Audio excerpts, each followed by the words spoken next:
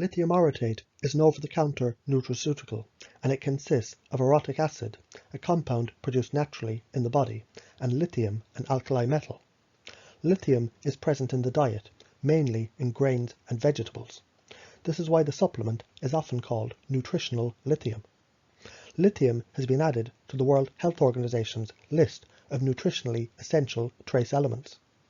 Lithium metal is in the drinking water in many cities, and is a correlation of lower incidence of crime, suicide and arrest related to drug addictions in these areas. This suggests that lithium at a low dose has a beneficial effect on behavior. Another clinically indicated use of lithium is for impulsive, aggressive behavior that's associated with Adhd. Lithium is regarded as a neuroprotective agent. It's being studied in certain neurodegenerative disorders, namely Alzheimer's disease, amyotrophic lateral sclerosis or ALS, and Parkinson's disease. It's been shown to disrupt glycogen synthase kinase 3, a key enzyme that's responsible for the development of amyloid plaque and neurofibrillary tangles associated with Alzheimer's disease. Lithium is classified as an essential micronutrient, which means that all humans require it in small doses for good health. Lithium carbonate is typically used at high doses and requires a doctor's prescription and careful monitoring of blood lithium levels. Prescription lithium or lithium carbonate is effective for bipolar and possibly effective for depression, ADHD and schizophrenia. Lithium allegedly protects the brain. Trace amounts of lithium have been hypothesized to potentially help to prevent mental health disorders and reduce aggression and impulsiveness. Lower doses are somewhat researched in depression, and early evidence suggests potential effectiveness. Ongoing research is currently exploring lithium's potential effects on cellular repair, neurogenesis, and overall lifespan. Doctors have long known that lithium acts as a mood stabilizer. It's one of the oldest drugs for treating bipolar disorder, and it's still the preferred medical treatment for this condition today. Lithium is FDA approved for use in the treatment of bipolar disorder. It's used to treat acute mania or depression in patients with bipolar disorder, as well as to prevent the recurrence of manic episodes. Lithium is used off-label for depression. Although it's not typically FDA approved for this medical application, some evidence suggests that it's effective in some patients with certain forms of depression. However, other antidepressants are typically prescribed before the lithium treatment is tried. In other words, lithium is only used for patients who haven't successfully responded to more conventional forms of antidepressant treatment. Additionally, lithium is sometimes added to treatments alongside more conventional antidepressants like SSRIs. However, evidence in support of these combined uses is mixed. One meta-analysis of clinical trials concluded that prescription lithium did not significantly help in preventing suicide in patients with bipolar disorder or depression when compared to a placebo. However, once the authors revised the data to include one especially low-quality study, they suggest that the lithium can reduce the suicide risk better than a placebo. Two other meta-analyses have suggested that adding lithium to certain types of antidepressants, the tricyclics and the second-generation antidepressants, can help to improve the symptoms of depression in some patients. Some early clinical research suggests that prescription lithium might reduce impulsive, aggressive behaviors that are associated with ADHD. Lithium is sometimes added to antipsychotic drugs for treating schizophrenia. Some clinical studies suggest that this add-on approach might improve symptoms in people who are prescribed first-generation antipsychotics. Additional studies suggest that lithium should not be added to second-generation antipsychotics. Prescription lithium is sometimes added to antidepressants when treating patients who haven't successfully responded to conventional antidepressants like SSRIs. Some early research suggests that adding low doses of lithium can also have an effect in depression treatment. One study examined 51 patients with depression who did not respond to treatment with venlafaxine, a commonly prescribed antidepressant medication. When low doses of lithium was added to their normal treatment, about half of the patients reported improvements in their symptoms. After testing microdoses of lithium, a Brazilian research team investigated sub-therapeutic lithium in a randomized control double-blind trial in 45 patients with mild cognitive impairment. Sub-therapeutic lithium was reported to delay the progression of the mild cognitive impairment into dementia over a 1-year course of treatment. The patients received 150 to 600 milligrams of lithium carbonate daily. The dose was adjusted to cause a sub-therapeutic blood level of the lithium. One review of multiple preliminary small-scale studies has reported that lithium can reduce the severity of cluster headaches, a rare but severe type of headache. Sub-therapeutic levels of lithium were reported to improve symptoms in many of the tested patients. According to one theory, lithium may also help in hypnic headache, sometimes called alarm clock headaches. This rare type of headache usually affects the elderly, waking them from sleep around the same time each night. One series of case studies has reported that low-dose lithium, 150 milligrams, improved movement and behavioral symptoms in 3 patients with Huntington's disease. One low-dose lithium formulation is currently developed for the treatment of Huntington's. Preliminary animal studies suggest that this new drug can improve motor function and prevent brain cell death, although clinical data is lacking. Lithium may have unique effects on suicidal behavior. Limited evidence suggests that prescription lithium reduces suicidal risk in people with mood disorders better than some antidepressants and antipsychotic medication. Some epidemiological studies have reported a potential link between trace amounts of lithium in groundwater and lower suicide rates. Higher lithium levels in public drinking water have also been linked to lower suicide rates, according to one study looking at the water samples from 226 counties in Texas. A similar association between lithium levels and suicide rates has been brought up in multiple countries, including Japan, Italy, Lithuania, and Greece. Lithium seems to make people more mellow and easygoing. That is, scientists suspect it makes people less likely to engage in a behavior that might put them in jail. Lithium deficiency, on the other hand, has been linked to increased aggression and violent behavior.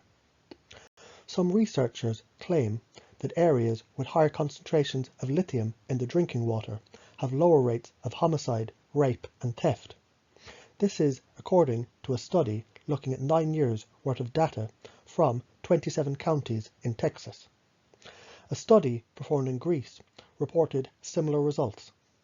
Cities with higher amounts of lithium in the public water supply also seem to have lower incident rates of homicide, rape, and drug abuse. A very large-scale study performed in Denmark compared drinking water samples from over 800,000 people. The study reported that people drinking the water with the higher amounts of lithium appeared to show relatively low rates of dementia compared to people whose drinking water contained less lithium.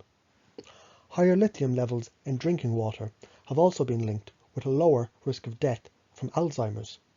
This is according to one study looking at water samples from over 234 counties in Texas. The first study of a Brazilian team of scientists interested in the cognitive effects of lithium investigated microdoses of lithium.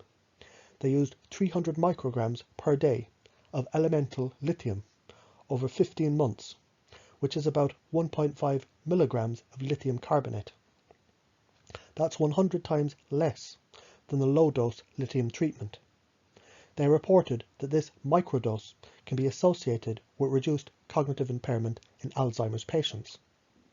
Due to skepticism, the Brazilian research team had to go back and pinpoint the potential dementia preventative mechanism of the lithium microdose in animals. According to this research, they proposed that the lithium may act by protecting brain cells from damage, as well as by possibly increasing brain-derived nootropic factor levels.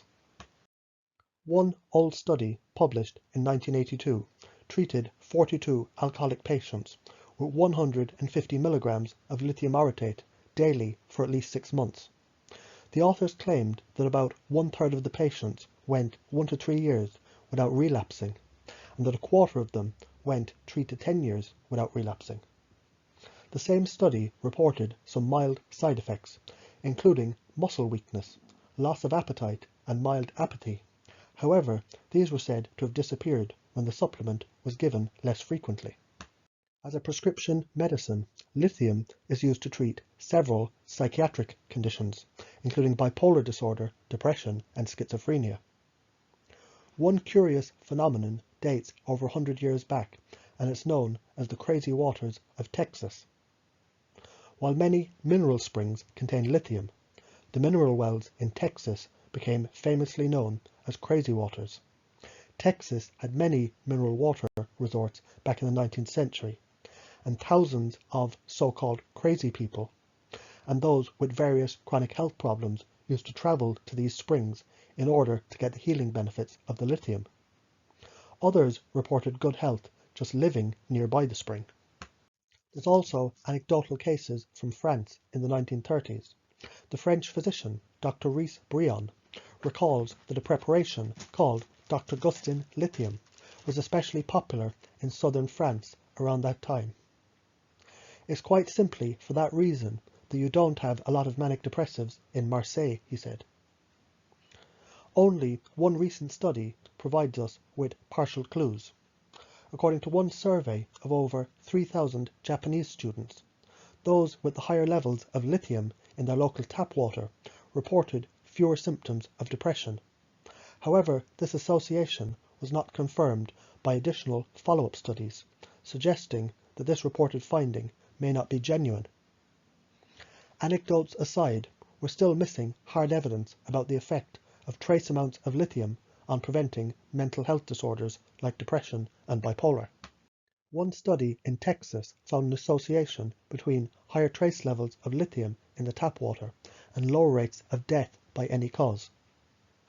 According to some scientists, future studies should determine whether lithium can increase the length of telomeres, small proteins that cap DNA holding chromosomes, and which have been widely implicated in the human aging process. The longer telomeres, the more the cells have to divide. Some research has described the length of telomeres as something like the sand in the top of a lifespan hourglass. The more that people have, the more time they have left. This is just one hypothesis though, and it's still unverified.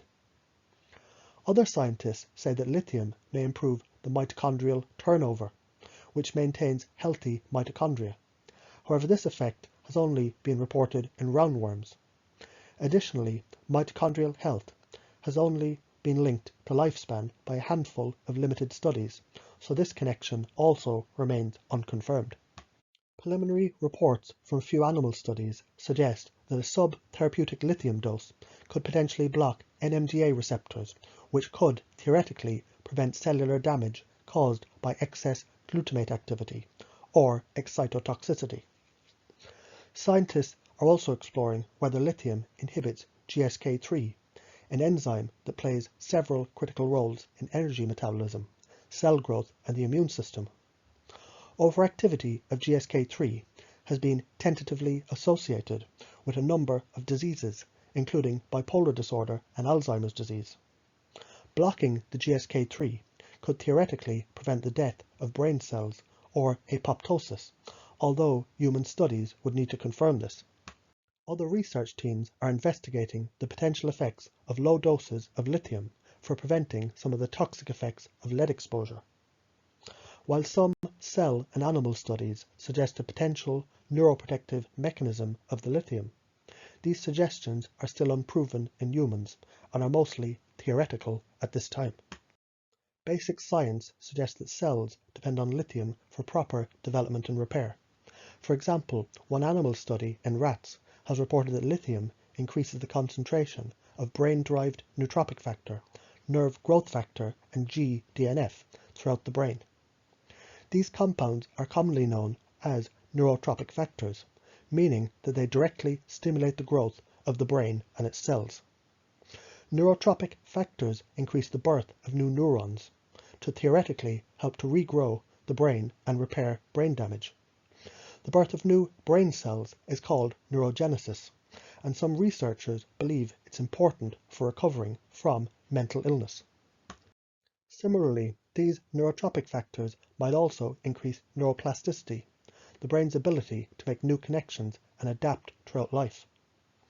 Research on human cells is also currently investigating whether sub-therapeutic levels of lithium can increase VEGF, another type of growth factor that affects blood vessels.